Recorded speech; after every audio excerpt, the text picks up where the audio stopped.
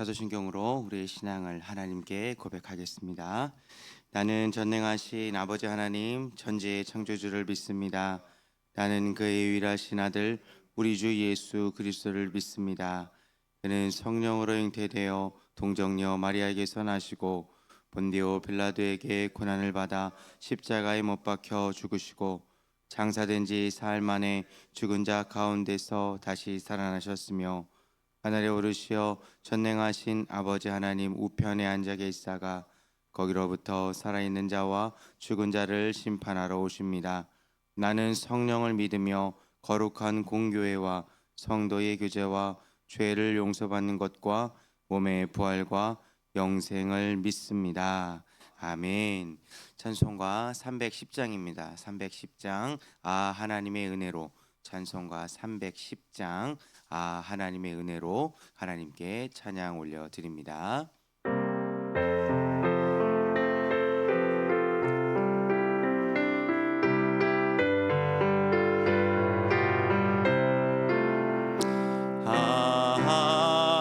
하나님의 은혜로 있을 데 없는 자 왜 구속하여 주는지 난 알 수 없도다. 내가 믿고 또 의지함은 내 모든 형편 하시는 주님 늘 보호해 주실 것을 나는 확실히 아네.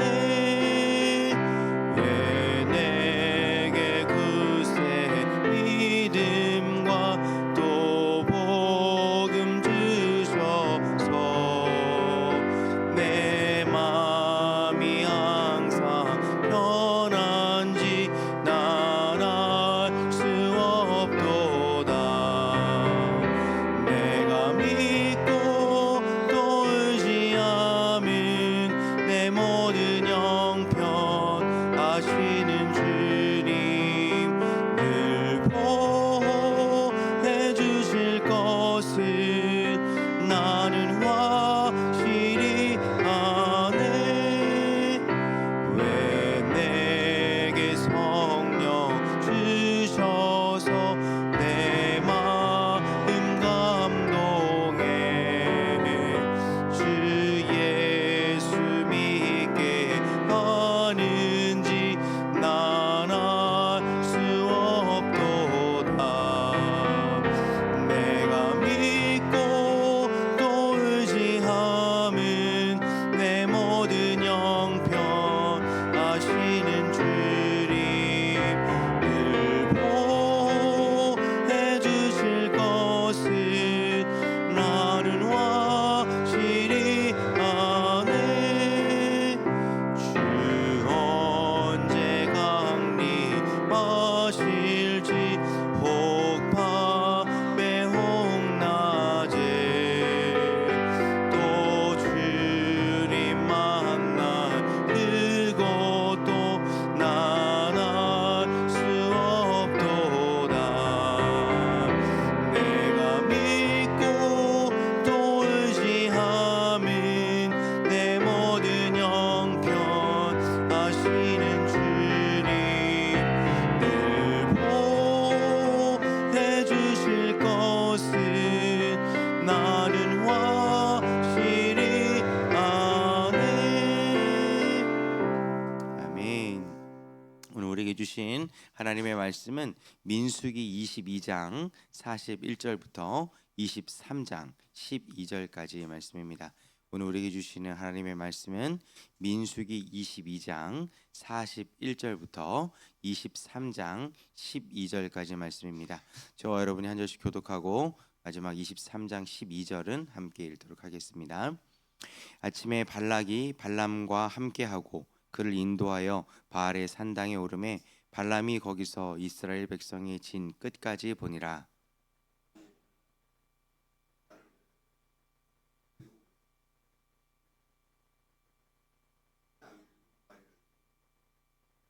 발락이 발람의 말대로 준비한 후에 발락과 발람이 제단에 수송아지와 순양을 드리니라.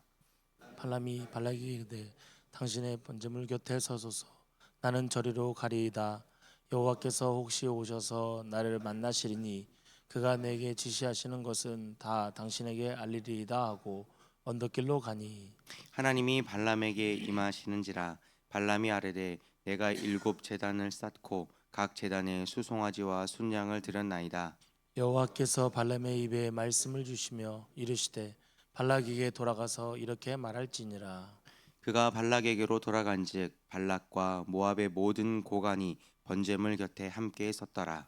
발람이 예언을 전하여 말하되 발락이 나를 아람에서 모압 왕이 동쪽 산에서 데려다가 이르기를 와서 나를 위하여 야곱을 저주하라 와서 이스라엘을 꾸짖으라 하도다. 하나님이 저주하지 않으신 자를 내가 어찌 저주하며 여호와께서 꾸짖지 않으신 자를 내가 어찌 꾸짖으라. 내가 바위 위에서 그들을 보며 작은 산에서 그들을 바라보니 이 백성은 홀로 살 것이라 그를 여러 민족 중에 하나로 여기지 않으시리로다.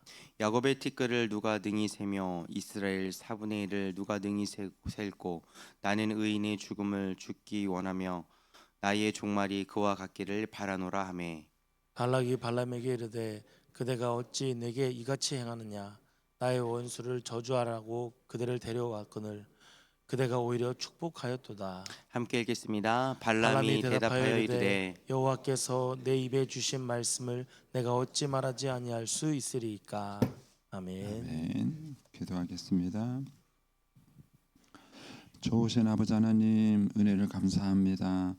지난 간밤에도 저희들을 주님 품 안에서 편히 쉬게 해주시고 또 이 새벽에도 저희들을 주 앞에 불러주심을 감사합니다. 물을 떠난 고기가 살 수 없음 같이 저희가 주의 은혜가 없이는 한순간도 살 수 없음을 고백합니다. 이 새벽에도 말씀과 기도 가운데 저희들을 만나주시며 주의 성령으로 충만케 하여 주옵소서. 기도의 영을 부어주시고 마땅히 간구할 것들로 기도할 수 있게 하여 주옵소서. 주님께 감사의 예물과 또 1,000번째 예물 드립니다.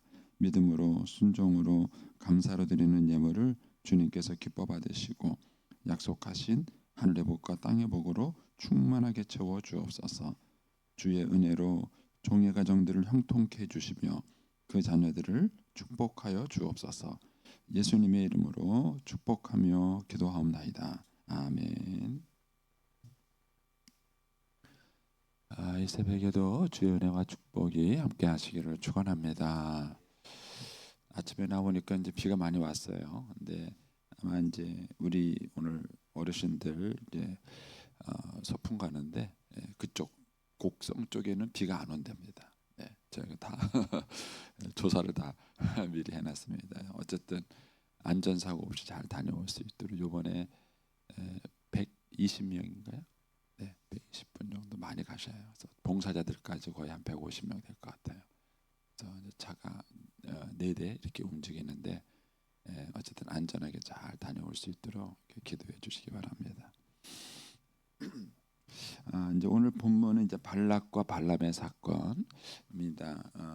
이제 어제 말씀을 드린 것처럼 이 발락과 발람의 사건은 우리 인생의 축소판입니다.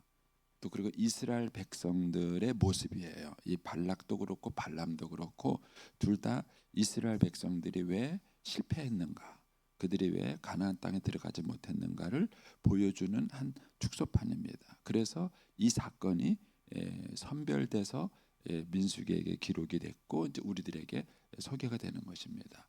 그런 의미에서 여러분들이 요 발람과 발락 사건을 여러분들이 이제 보셔야 됩니다. 이제 하나님께서는 이 발람이라는 선지자가 이 발락의 초청에 가는 것을 원하지 않았습니다. 그걸 사악한 길이다 이렇게 말을 했습니다. 근데 그럼에도 불구하고 이 발람을 보낸 이유가 뭐냐하면 발락에게 이 발람을 통해서 하나님의 뜻을 확고하게 보여주시기 위한 거였어요. 그러니까 이스라엘 백성은 저주받을 백성이 아니라 축복받을 백성이다.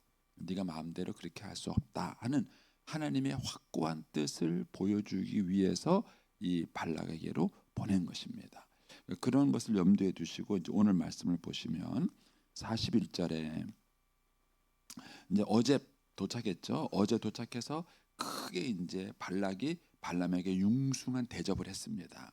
그러고 난 다음에 이제 하룻밤 자고 그 아침에 발락이 발람과 함께 이제 높은 산당에 오릅니다. 그래서 이스라엘 진영 끝까지 봐요. 그러니까 이 산당이 어딘지는 명확하지 않습니다. 그런데 이제 성지순례를 가시면 이 지역이 지금의 요르단 지역입니다. 요르단 지역인데 이제 요르단 지역에서 이스라엘 땅을 봤다는 비스가산만 올라가더라도 그 아래 넓은 평지가 있습니다. 굉장히 넓게 보입니다. 그래서 그 산 꼭대기에 올라가면은 이스라엘 백성의 그 진영을 이쪽 끝에서 저쪽까지 볼 수 있는 그런 지리적 위치가 있어요. 그러니까 이제 이 발락이 발람을 그곳에 이제 데리고 간 것입니다. 근데 그곳에서 이제 1절 23장 1절에 가면은 발람이 발락에게 요구를 하죠. 여기에 제단을 쌓아라. 그리고 준비해 달라. 이렇게 말을 합니다. 그리고 난 다음에 준비가 끝나고 나니까 3절에 가니까 발람이 발락한테 여기서 기다려라. 나는 하나님께 가서 하나님의 음성을 듣고 오겠다. 소위 말하는 신탁이라 그러죠. 하나님의 음성을 듣고 오겠다. 이렇게 가서 얘기를 합니다. 근데 그 이제 하나님의 음성은 이스라엘 백성들을 축복하는 것이죠.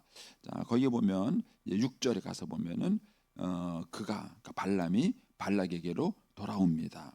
그러니까는 발락과 모든 신하들이 기다리고 있는 거예요.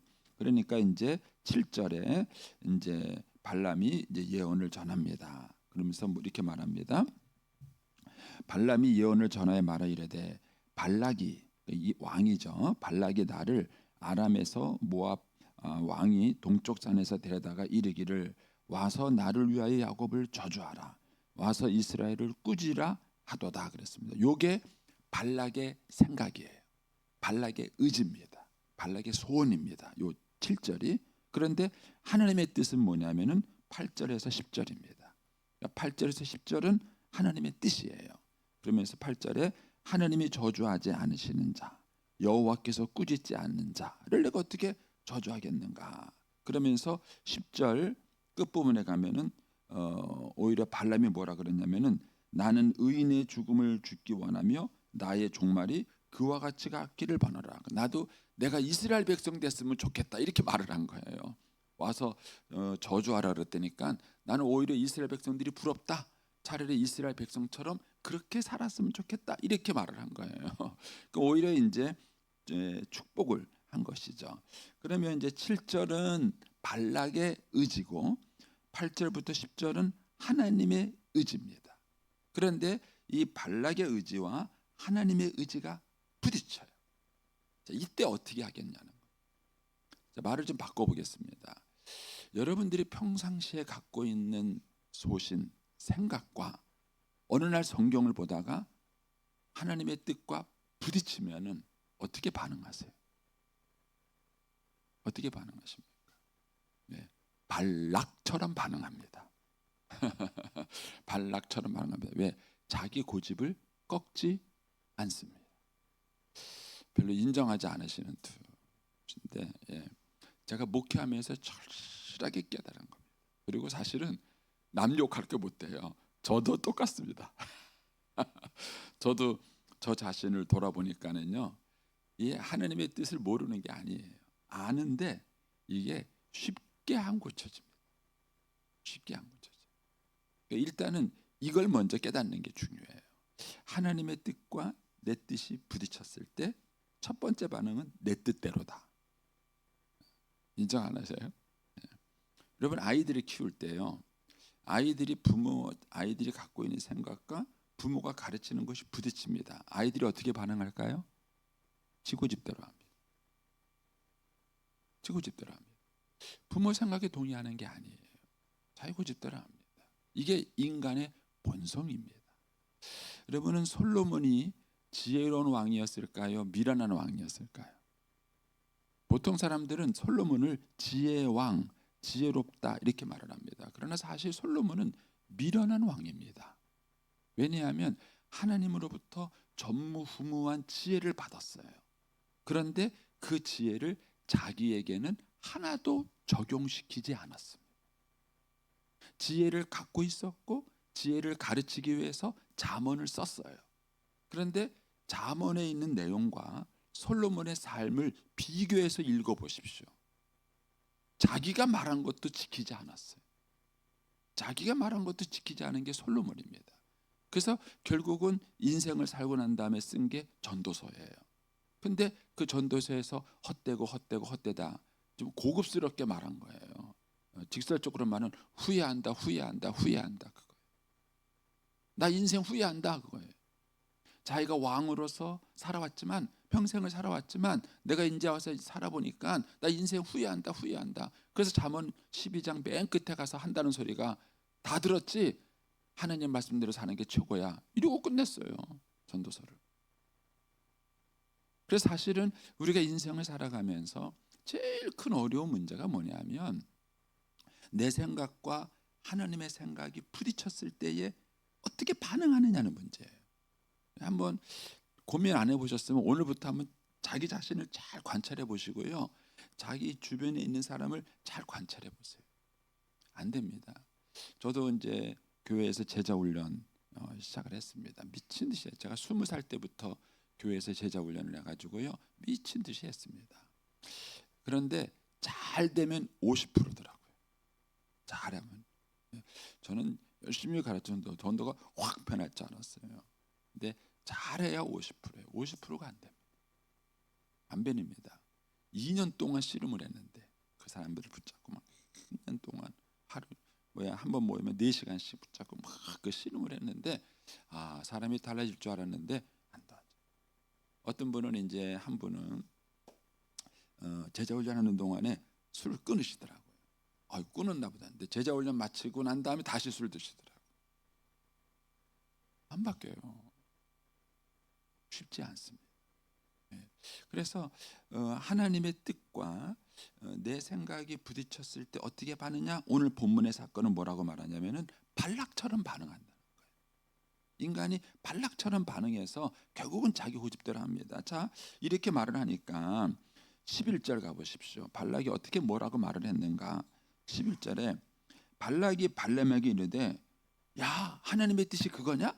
그러면 나 하나님의 뜻대로 순종할게 이렇게 말하는 게 아니라 뭐라고 말하냐면은 그대가 어찌 내게 이같이 행하였느냐 나의 원수를 저주하라고 그를 데려왔는데 그대가 오히려 축복을 하느냐 왜 축복을 하느냐 저주하라니까 왜 축복을 하느냐 이렇게 말해요. 그러니까 12절에 발람이 뭐라 그러냐면은 여호와께서 내 입에 주신 말씀을 내가 어찌 말하지 아니할 수 있겠나 나는 하나님 말씀이니까 말씀대로 한 것뿐이다 이렇게 얘기를 하는 것입니다.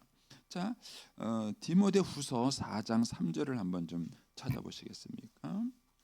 신약성경 디모데후서 4장 3절입니다.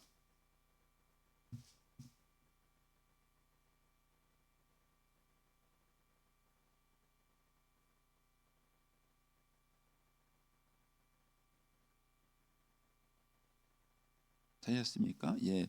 디모데후서 4장 3절 보면 때가 이르리니 사람이 바른 교훈을 받지 아니하며 귀가 가려워서 자기 사욕을 따를 스승을 많이 두고 그랬습니다.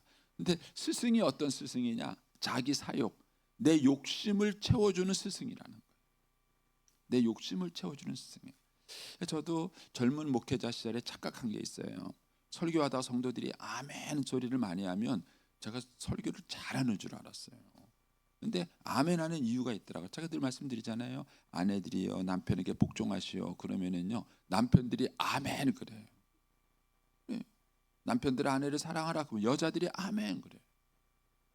그래서 제가 속지 않기로 했어요. 네.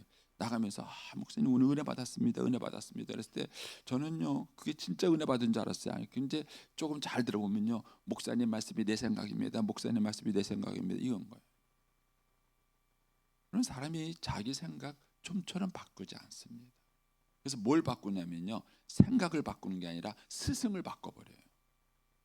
나하고 같은 얘기 나랑 같은 스승을 얘기해주는 스승을 바꿔버립니다. 그래서 여러분들이 어렸을 때 아이들에게 이 품성을 길러주는 것이 대단히 중요해요. 어렸을 때를 놓치면 어렵습니다.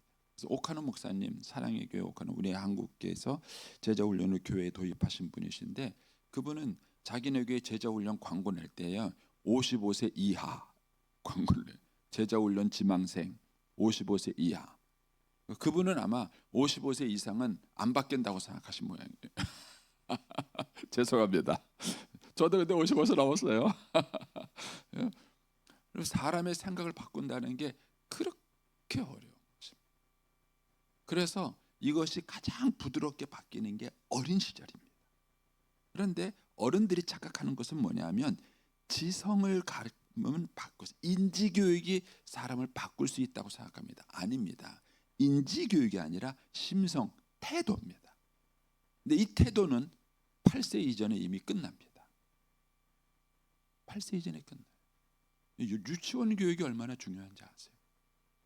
사람들은 유치원 교육, 어린아이 교육을 우습게 봐요. 이 꼬맹이들 뭘 가르치냐, 얘들이 뭘 알겠는가, 이렇게 생각해요. 근데 그때 인생의 승패가 나는 거예요. 그래서 어렸을 때부터 권위를 인정하고 권위에게 순종하고 자기 생각을 바꿀 줄 아는 이 훈련이 된 사람들은 그 다음부터 성장해 가면서 뭘 배우고 훈련받을 때 자기를 내려놓고 배우는 법을 배워. 근데 어렸을 때부터 지고 집다라하고 자기 생각대로만 하고 이렇게 크는 아이들은 나중에 커서 아무리 좋은 얘기를 들어도 안 바꿉니다. 발락이 되는 거예요. 발락이 되는 거예요. 그래서 이 품성이 얼마나 중요한지 모릅니다. 그런데 이거를 놓치고 있는 것입니다. 그래서 하나님께서 오늘 이 발락과 발람의 사건을 통해서 우리에게 보여주시는 것은 그거예요. 우리가 이스라엘 백성들의 출애굽 40년 역사를 한번 다시 보세요. 여러분들이 출애굽기부터 신명기까지 다시 한번 읽어보세요. 그러면은 이 사건 속에서 여전히 이스라엘 백성들에게 보여지는 모습은 뭐냐면 안 바뀌는 거예요. 좀 있으면 또 원망하고, 좀 있으면 또 불평하고, 좀 있으면 또 하나님께 대들고, 그 과거의 사건, 과거의 경험이 교훈이 되고 있지 않습니다. 교훈이 되고 있는. 그게 계속 반복해요. 여러분, 아버님이 알코올 중독자였어요. 그래서 그 술 때문에 고생했어요. 그 아들이 술 먹을까요, 안 먹을까요? 예, 이 심리학적으로 증명이 됐어요. 먹습니다. 어떤 사람은 술을 안 먹잖아요. 그러면은 다른 중독을 나타내요. 아버지가 알코올 중독자라면은 그 아들은 똑같은 알코올 중독자가 되든가 아니면은 무슨 도박 중독이라든가 다른 중독 증세를 나타나게 돼요. 이런 현상들이 왜 생기는가 하는 것입니다. 그래서 저와 여러분의 마음속에는 이 발락과 같은 심성이 있어요.